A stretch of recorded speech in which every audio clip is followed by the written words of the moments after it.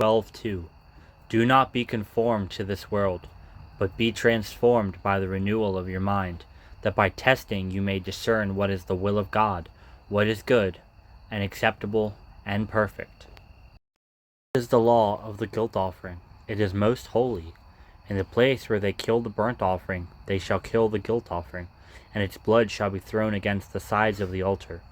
And all its fat shall be offered, the fat tail, the fat that covers the entrails, the 2 kidneys with the fat that is on them at the loins, and the long lobe of the liver that he shall remove with the kidneys. The priest shall burn them on the altar as a food offering to the Lord. It is a guilt offering. Every male among the priests may eat of it. It shall be eaten in a holy place. It is most holy. The guilt offering is just like the sin offering. There is one law for them. The priest who makes atonement with it shall have it, and the priest who offers any man's burnt offering shall have for himself the skin of the burnt offering that he has offered. And every grain offering baked in the oven, and all that is prepared on a pan or a griddle shall belong to the priest who offers it. And every grain offering mixed with oil or dry shall be shared equally among the sons of Aaron. And this is the law of the sacrifice of peace offerings that one may offer to the Lord.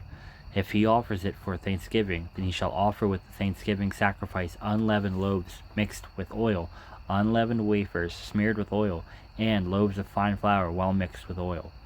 With the sacrifice of his peace offerings for thanksgiving, he shall bring his offering with loaves of leavened bread, and from it he shall offer 1 loaf from each offering, as a gift to the Lord. It shall belong to the priest who throws the blood of the peace offering, and the flesh of the sacrifice of his peace offering for thanksgiving shall be eaten on the day of his offering. He shall not leave any of it until the morning, but if the sacrifice of his offering is a vow offering or a freewill offering, it shall be eaten on the day that he offers his sacrifice, and on the next day what remains of it shall be eaten.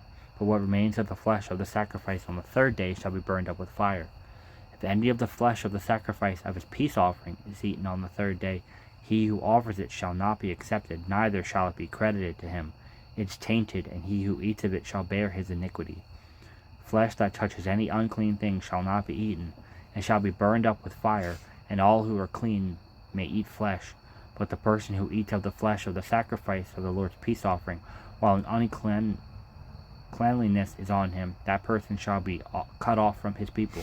And if anyone touches an unclean thing, whether human uncleanliness or an unclean beast, or any unclean detestable creature, then eats some flesh from the sacrifice of the Lord's peace offering, that person shall be cut off from his people.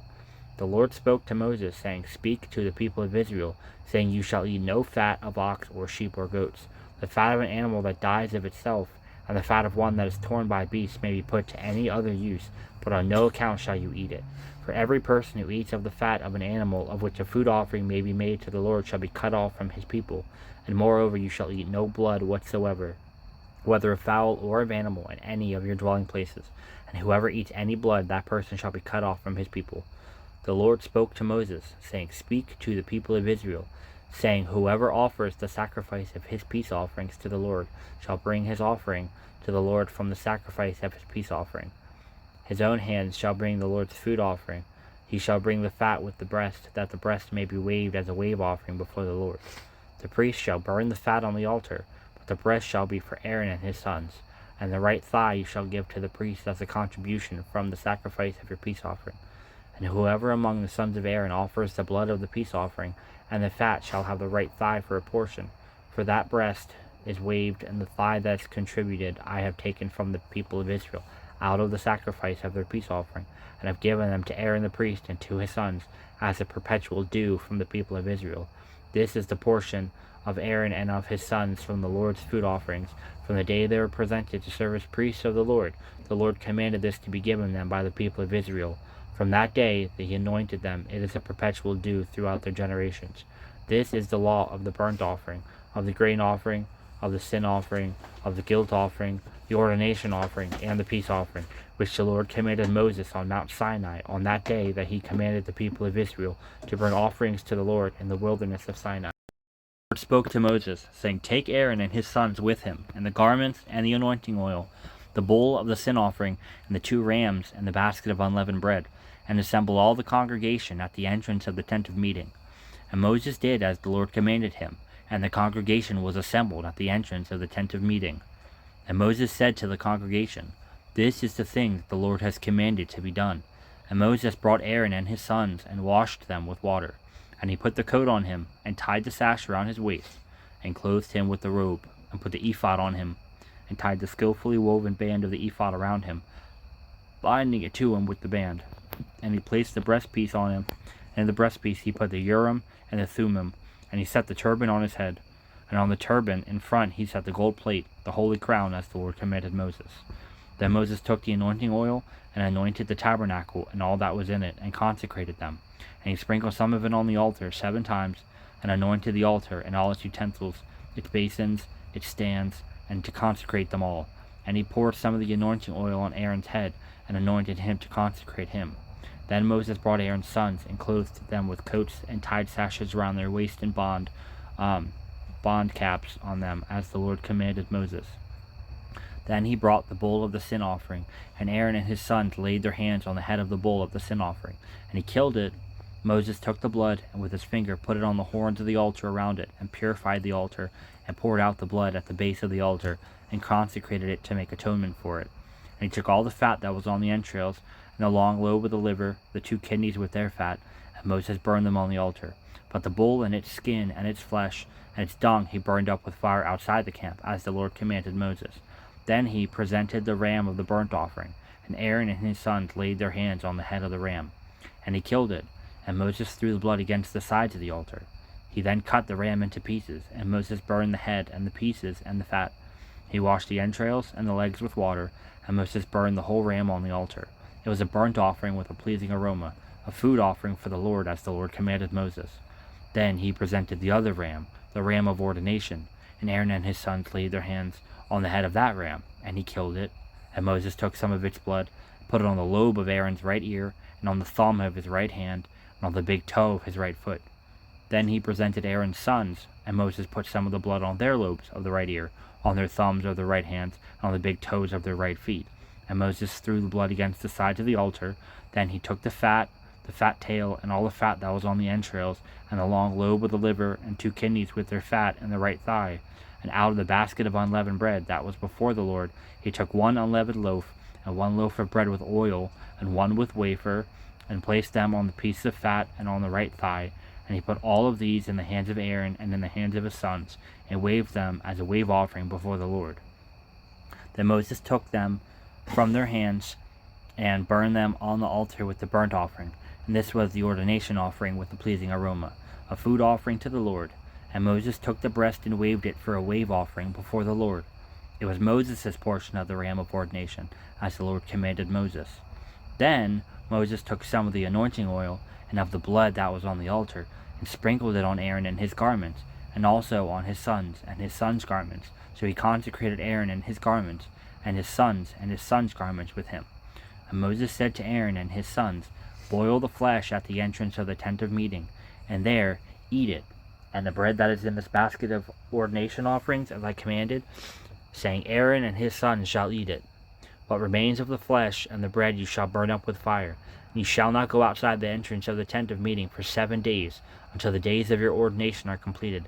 For it will take 7 days to ordain you, as has been done today. The Lord has commanded to be done to make atonement for you.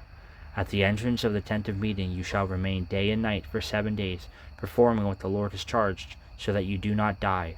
For so I have been commanded. And Aaron and his sons did all the things that the Lord commanded by Moses. Buy morsel with quiet, than a house full of feasting with strife.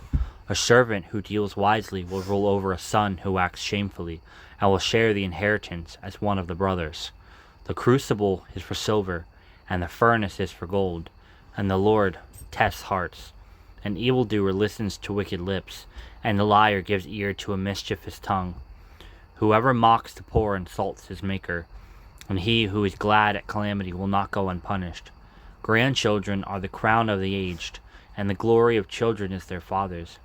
Fine speech is not becoming to a fool, still less is false speech to a prince. A bribe is like magic stones in the eyes of the one who gives it. Whoever he turns, he prospers. Whoever covers an offense seeks love, but he who repeats a matter separates close friends. A rebuke goes deeper into a man of understanding than 100 blows into a fool. An evil man seeks only rebellion, and a cruel messenger will be sent against him.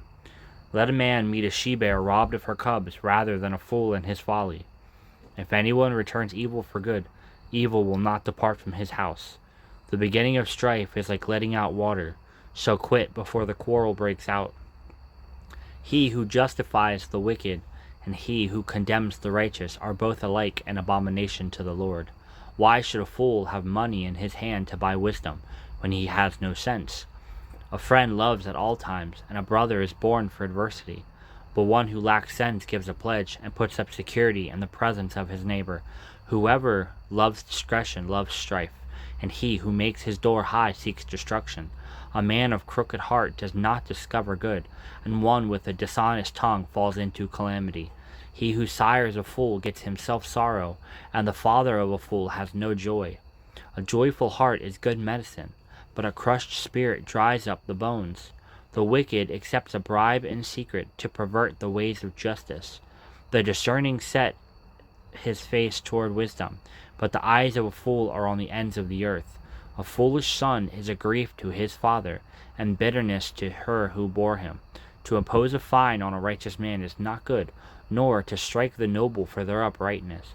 Whoever restrains his words has knowledge, and he who has a cool spirit is a man of understanding. Even a fool who keeps silent is considered wise. When he closes his lips, he's deemed intelligent. I find my peace by engaging in excessive planning, attempting to control what will happen to you in the future. That is a commonly practiced form of unbelief. When your mind spins with multiple plans, peace may sometimes seem to be within your grasp, yet it always eludes you. Just when you think you have prepared for all the possibilities, something unexpected pops up and throws all things into confusion. I did not design the human mind to figure out the future. That's beyond your capabilities. I crafted your mind for continual communication with me. Bring me all your needs, your hopes, and your fears, and commit everything into my care. Turn from the path of planning to my path of peace. 1 Peter 5, 6-7. Humble yourselves, therefore, under God's mighty hand, that he may lift you up in due time. Cast all your anxiety on him, because he cares for you. Proverb 16:9. In his heart a man plans his course, but the Lord determines his steps. Psalm 37:5. Commit your ways to the Lord. Trust also in him, and he shall bring it to pass.